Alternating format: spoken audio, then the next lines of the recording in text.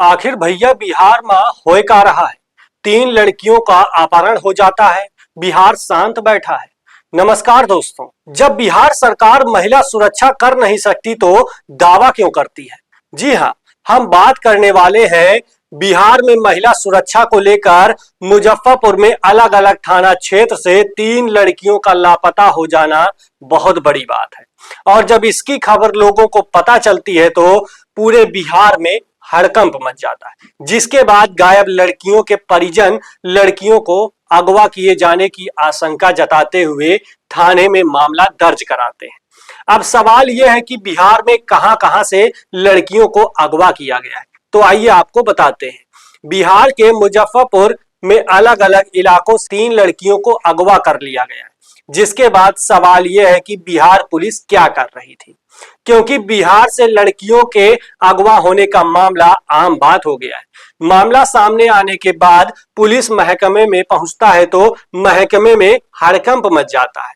3 लड़कियों के अपहरण की घटना को लेकर पुलिस कार्यशैली और सरकार पर तो सवाल उठना लाजमी है, क्योंकि एक तरफ बिहार सरकार महिला सुरक्षा को लेकर बड़े बड़े दावे करती है, वहीं दूसरी तरफ 3 लड़कियों का अगवा हो जाए तो सरकार और प्रशासन पर सवाल उठना तो लाजमी है। अब जिले के लोग पूछ रहे हैं कि आखिर पुलिस क्या कर रही थी। अब एक एक कर बताते हैं कि कौन सा मामला कहां का है। दरअसल पहला मामला गायघाट थाना क्षेत्र का है, जहां भूसरा हाट में सब्जी खरीदने गई किशोरी का अपहरण कर लेने का मामला सामने आया, जिसके पश्चात लड़की के पिता ने थाने में केस दर्ज कराया। वहीं मामले में गहरा थाना क्षेत्र के मुरादपुर गांव के पप्पू कुमार समेत 5 लोगों को नामजद किया गया है। वहीं पिता का कहना है कि उनकी 17 वर्षीय पुत्री बीते शनिवार की शाम भूसरा हाट में सब्जी खरीदने गई थी, किंतु वापस नहीं लौटी। उन्होंने आशंका जताई है कि शादी के नियत से उसका अपहरण किया गया है। अब आइए जानते हैं दूसरा मामला कहां का है। मुसहरी थाना क्षेत्र के एक गांव का है, जहां कोचिंग पढ़ने निकली 15 वर्षीय किशोरी को अगवा करने का मामला सामने आया है। किशोरी के पिता ने अपहरण का आरोप लगाते हुए 4 लोगों के खिलाफ थाने में केस दर्ज कराया है।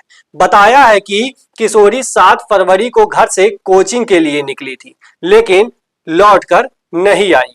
बाद में जानकारी मिली कि उसका कुछ लोगों द्वारा अपहरण कर लिया गया है। मामले में मनीष कुमार, विजय भगत, पूजा कुमारी और नूतन कुमारी को नामजद किया गया है। पिता ने कहा है कि जब वह मनीष कुमार के घर गए तो उन लोगों ने कुछ भी बताने से साफ इनकार कर दिया। आशंका है कि अपहरण के बाद लड़की को छिपाकर रखा गया है। वहीं पुलिस और ग्रामीण मामले को प्रेम संबंध से जोड़कर देख रहे हैं।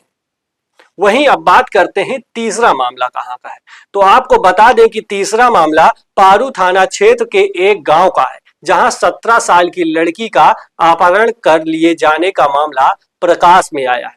किशोरी के पिता ने 2 अज्ञात के अलावा गांव के ही एक युवक को नामजद किया गया है। पारू पुलिस मामले की छानबीन कर रही है।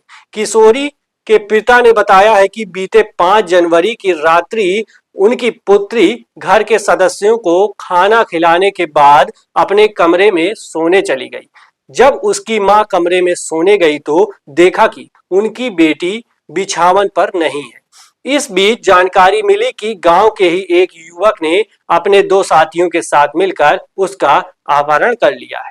अब सवाल यह है कि 3 लड़कियों का अपहरण हो जाता है, बिहार पुलिस को भनक तक नहीं है, और जब पता चलता है तब बिहार पुलिस मामले को गंभीरता से न लेकर उसको प्रेम प्रसंग दिखाने की कोशिश करने लगती है।